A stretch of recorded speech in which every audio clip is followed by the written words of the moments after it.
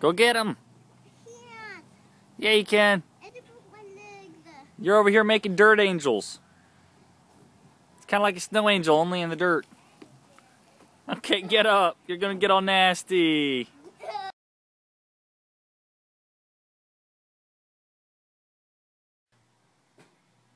Alright, well, as you can see here, I have a huge 6-foot window. This is a south-facing window. And down there you can see I've got some lumber that I plan on using to build a tabletop to sit in front of that window. And this is going to help me with plenty of space to place the lettuce that I have growing in the other room. You saw that in the last video. Yeah, I'm actually going to be doing 2 3-foot tables, and they'll be about the height of coffee tables, so they'll still be functional in comparison to if I just built one huge 6-foot table. You can see on there there's a little bit of shininess. My son decided he wanted to go ahead and varnish it before it was ready. But yeah, that's our current project, and I will be going over it and showing y'all how things go. So let me go ahead and get started.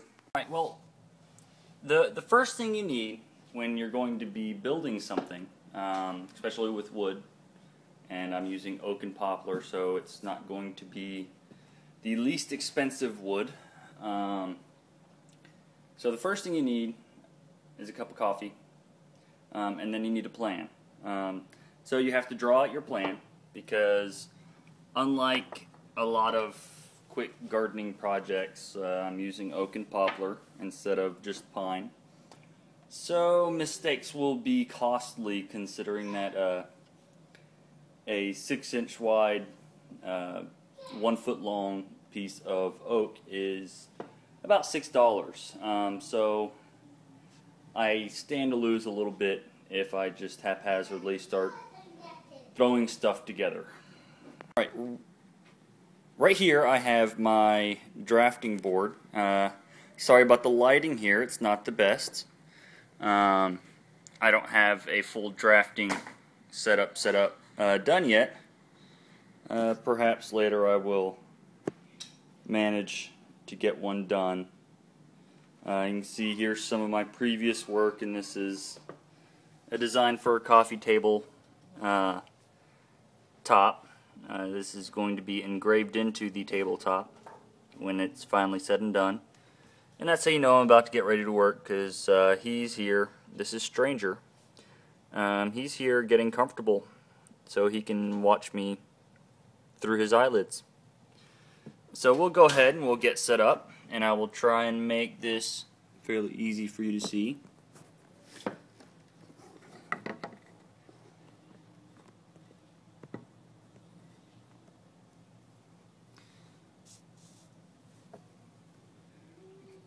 Alright.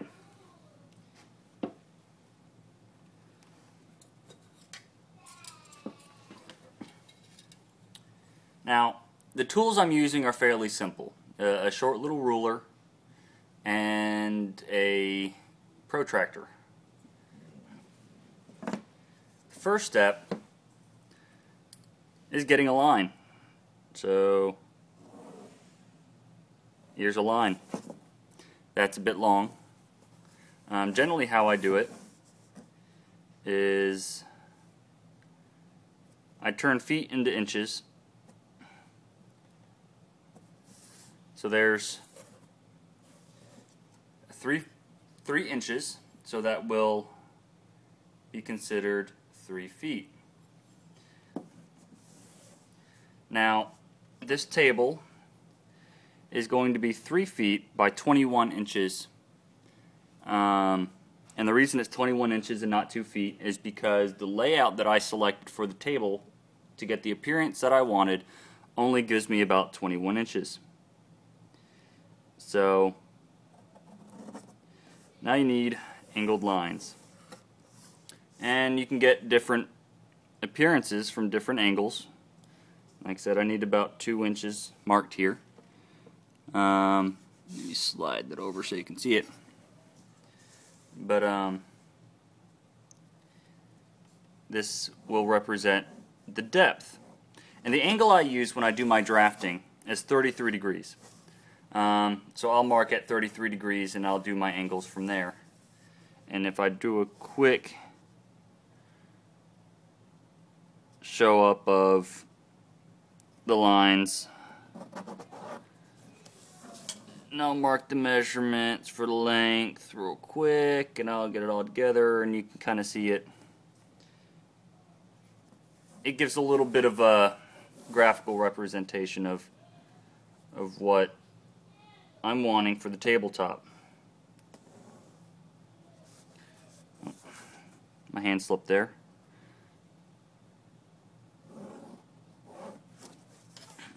Now, with that, now your base lines are going to be flat in front of you. Your vertical lines are going to be vertical. And there's going to be about a 3/4 of an inch lip on here, so it's just really a guesstimate. You just kind of throw a little dash on there to try and show that there is depth to the item.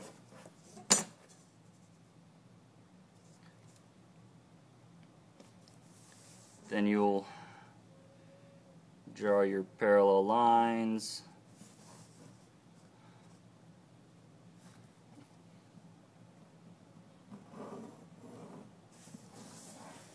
And then we'll find the center, or attempt to. Here we go.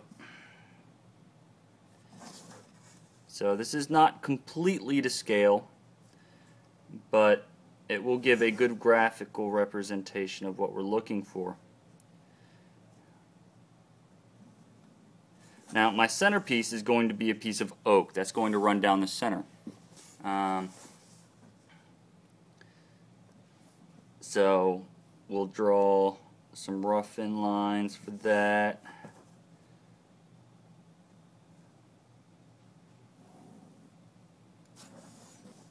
Now on either side of that it's going to be an equal width piece of poplar.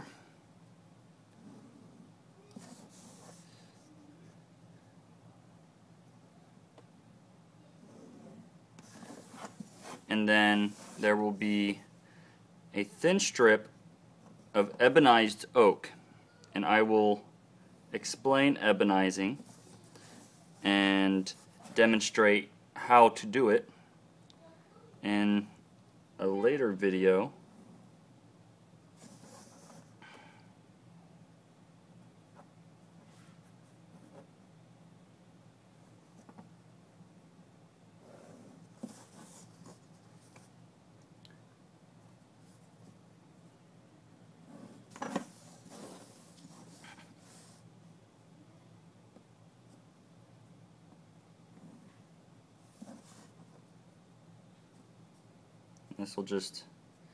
This is going to be about 3/4 of an inch thick, the strip of ebonized oak will.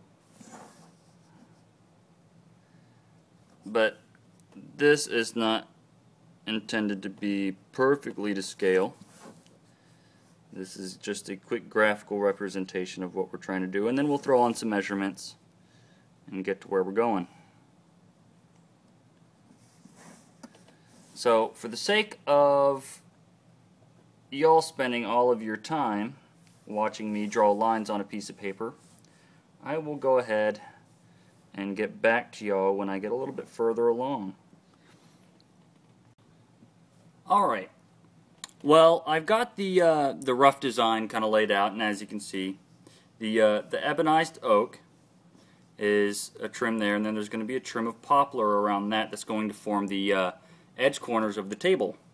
And then you see I marked a darker line here just to show that there's red oak, and then this is poplar. And just to kind of make sure I give you a good example of the different appearances. Of course, this is red oak.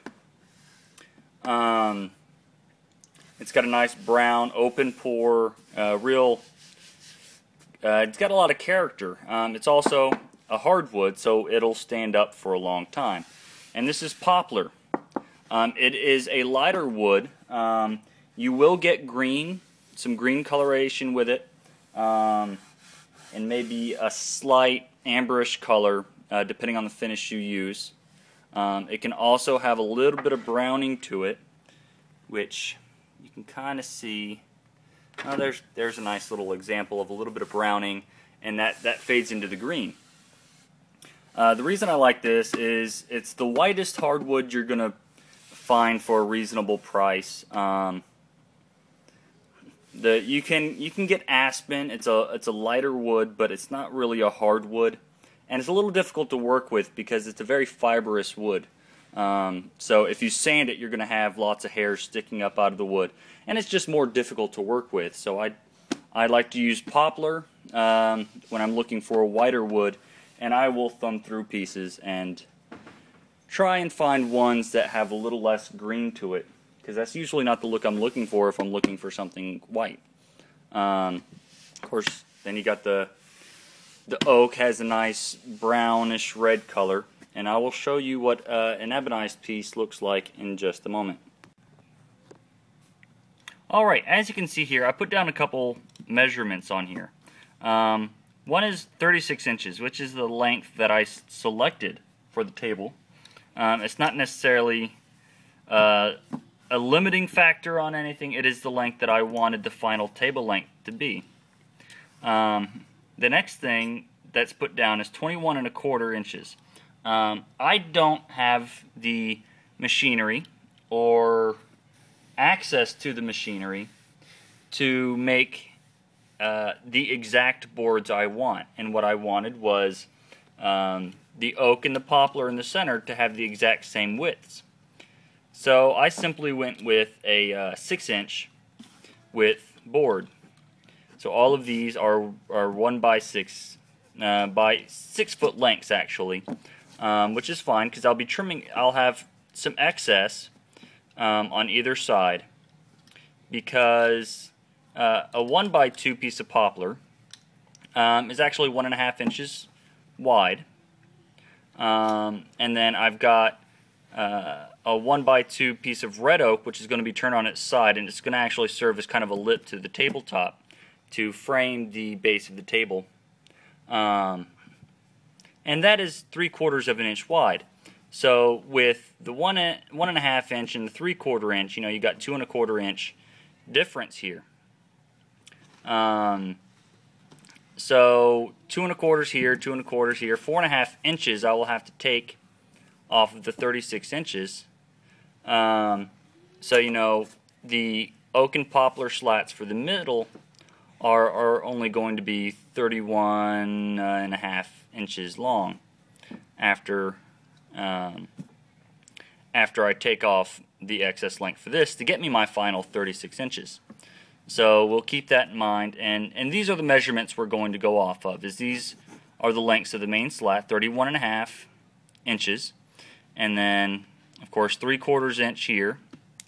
So these are going to be 31.5 inches short to short, which means that the mitered end here, that's going to make the corner for the oak, is going to have the short side. Short to short means the short side is on the same side, and then of course the long sides are on the same side. So 31.5 inch short to short means you got a 31.5 inch measurement, and you know that the 45s point away from the center from those measured points. So you know this side's going to be longer than the inside point.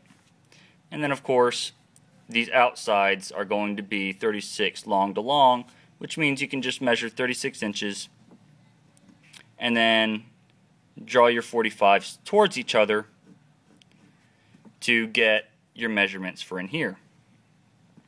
So we're going to go ahead and with that, and I will start marking the wood in the next video.